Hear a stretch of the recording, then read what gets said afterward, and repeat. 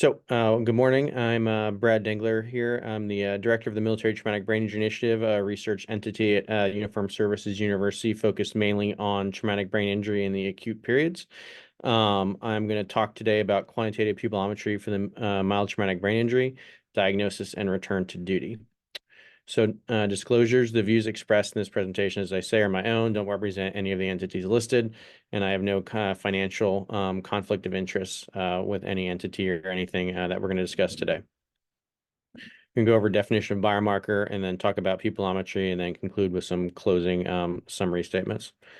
What is a biomarker? I usually like to put this slide in because when we talk about biomarkers in 2024, everyone kind of immediately goes right to the new blood-based biomarkers that came out. But in reality, a commonly used definition of a biomarker is a measurable substance in an organism whose presence is indicative of a phenomenon such as a disease, infection, or environmental exposure.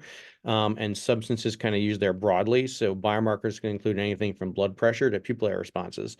Commonly in clinical medicine, we can talk about biomarkers of troponin, which would be a myocardial infarction biomarker, or white blood cell count infection as a marker of worsening infection.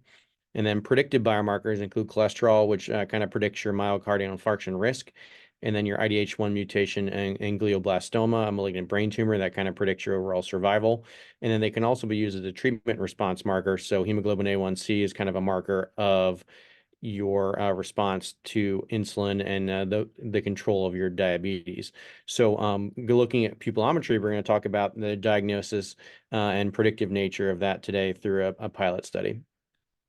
So this is important to the military because a slight side note, I was the theater neurosurgeon for the ballistic missile attack in Iraq in January 2020 and got a lot of phone calls about who can we evacuate and who can't we evacuate and who needs a head CT and who doesn't. And at that point, we were employing the Military Acute Concussion Evaluation 2, the MACE-2, and really was taking too long to do and wasn't super helpful in making those determinations. So I started to come up with other ways in which we could look at a more objective measure of determining who had a mild TBI, and then maybe who predicting who was going to be able to return to duty or not, because that's kind of the information that commanders need far forward, especially after some large scale attack like that. We looked and analyzed our data from this paper, and we found that what we also needed was to prevent all these evacuations. And that really gets down to predicting who can return to duty and when. If it's going to take you a long time to predict to return to duty, then we probably need to evacuate you. If we're pretty confident you can return to duty sooner than later, then we should leave you there. And this really looked at through 17 years of conflict in Iraq and Afghanistan, we are really evacuating 68% of people for a head CT, which probably wasn't necessary. So I looked at kind of the pupillary light reflex. Had there been a lot of work done in the pupillary light reflex, certainly in severe traumatic brain injury and in the ICU, looking at kind of predictive nature for overall outcomes, and then also tracking, it tracks well with increased intracranial pressure. So this is just a schematic looking at the pupillary light reflex and showing the complex interactions. Suffice it to say that it involves multiple neuronal connections throughout the brainstem and optic nerves in order to get a normal pupillary light reflex. And what we did is we looked at quantitative pupillometry, which is really taking a standardized approach with a standardized flash of light at a known distance away from the pupil, and then recording how the pupil responds to that light in a very reproducible way that has been demonstrated in multiple studies to have good inter and intra-rater reliability. So if we look at this, this on the left is the quantitative pupillometer produced by Neuroptics. And this is the research grade one where we can change the settings. And then on the right of the screen is the output that you get from this. Every time you scan the pupil, it scans each pupil one eye at a time with 6-second recording for each eye. So it gives you an initial diameter and ending diameter, percent change, latency till it onsets of constriction. And then the ACV is the average constriction velocity, and then MCV is maximum constriction velocity, and then ADV is average dilation velocity, and T75 is how long it takes to dilate back to 75% of its initial wave of initial size. So we started this. Thankfully, the CARE Consortium allowed us to tag this on to their already ongoing studies. So a lot of people on this call are familiar with this setup.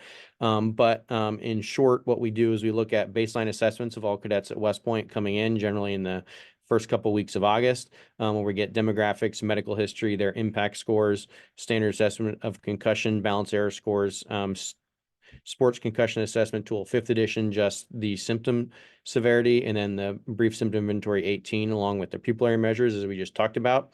Those same measures are taken less than 48 hours after their injury at their restricted return to play, which is when they're kind of decided to be asymptomatic to almost asymptomatic by their treating provider. And then after they've completed their progressive return to activity protocol, which would be at their unrestricted return to play time point. So the pupillary measures, as we talked about, are taken at all those same time points, along with those other clinical measures as evaluated. And then we also have a ongoing collection of orthopedic controls to determine that pain is not the major cause of these pupillary changes.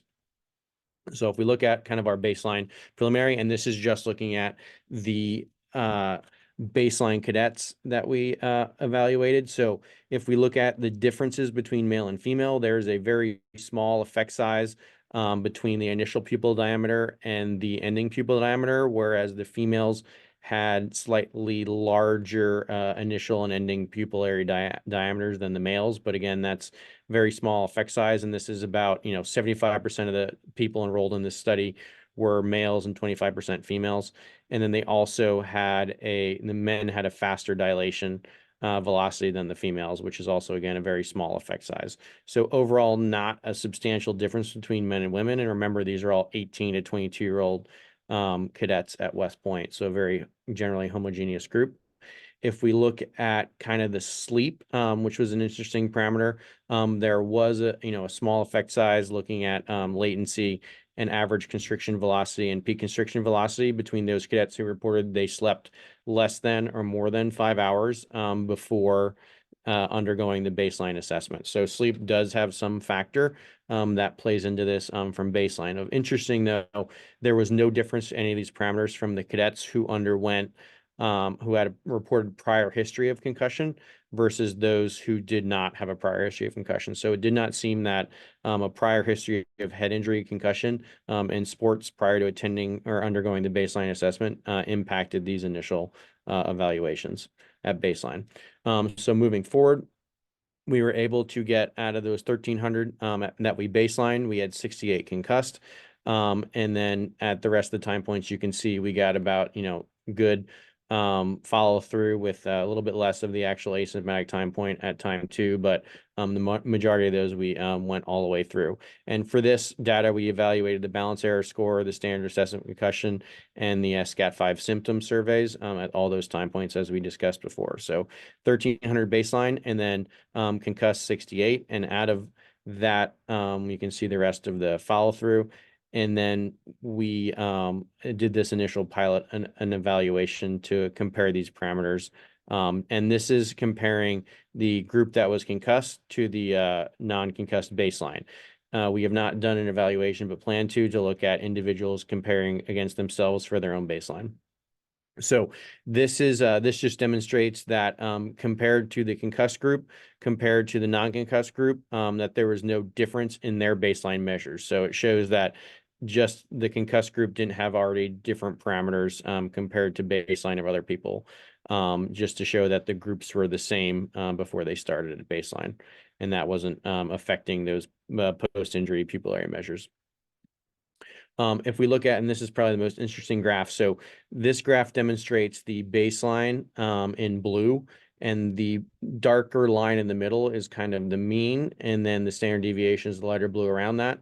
You can see very, very homogeneous group there for their baseline waveform after the pupillary of the pupillary light reflex. And then you can see that the concussed group, a little bit more variance. But this is a very, very significant change in the waveform. So they start larger with their pupillary diameter, and they end larger, and then they generally have faster responses than the baseline group. So waveform analysis has demonstrated that this is, highly significant with a p less than 0.0001 between these two waveforms. So getting at diagnosis, this is, clearly with only 68 cadets injured, this is easily demonstrating that you could use this going forward as a diagnostic tool. If we look at, going forward, our just internal check of our data, these are the clinical time points at each time point. So you see that at the first time point, the balance error score gets worse after injury and then returns to normal. There is some effect where it's a little bit better at the end at their unrestricted return activity. And this is generally related to the fact that they likely were sleepy right after cadet-based training for the first one. You can see their standard excessive concussion gets worse and then goes back to baseline along with their SCAT5 symptoms. So internal consistent that these are injured cadets with actual symptoms. If we look at their pupillary changes, so you can see the diameter, their initial diameter gets much bigger as shown on the other graph of the waveform, and then almost returns back to normal with, but there's still a slight statistical significance to that by the time the unrestricted return to play. And then their constriction percentage also changes at the first post-injury time point. And then their ending diameters, as in the other graph, remain statistically significant throughout. And the dilation velocity gets statistically significant and then returns to normal by the end, along with their n minus initial diameter, as predicted by the two other graphs of their starting and ending diameters. So if we look at the constriction velocity, this is an interesting finding that it remains not statistically significant until their unrestricted return to activity, and then it becomes statistically significant, and then their latency also does the same thing. So there are two different pathways that we've demonstrated through all the time points. One is a return to normal, and this one will be the deviation from normal.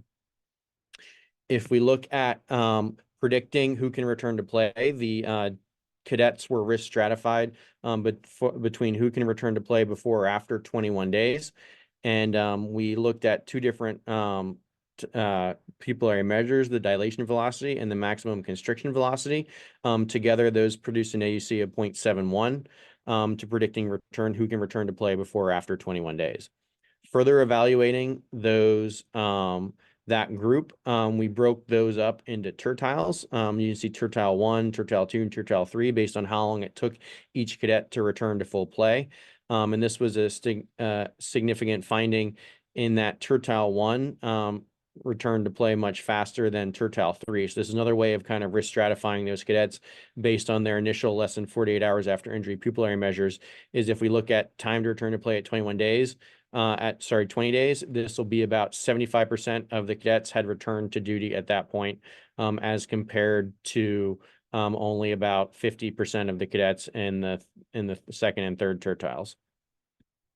And then if we look at, again, return to duty with dilation velocity, the same type of thing. If we look at 20 days, we have about 75% of cadets returning to duty. So in summary, the pupillary response has a significant change after a mild traumatic brain injury or sports-related concussion. There are minimal differences by sleep and sex that could be related just to the small sample size of the females present in the study. And then there are significant changes to the waveform as demonstrated after injury. And the pupillary scans, since they only take 6 seconds per scan, are rapid and easy to use and interpret, and could be a good way of at least risk stratifying sports players versus soldiers after a head injury into when they may be able to return to duty, as correlates with their clinical symptoms. And with that, I will conclude.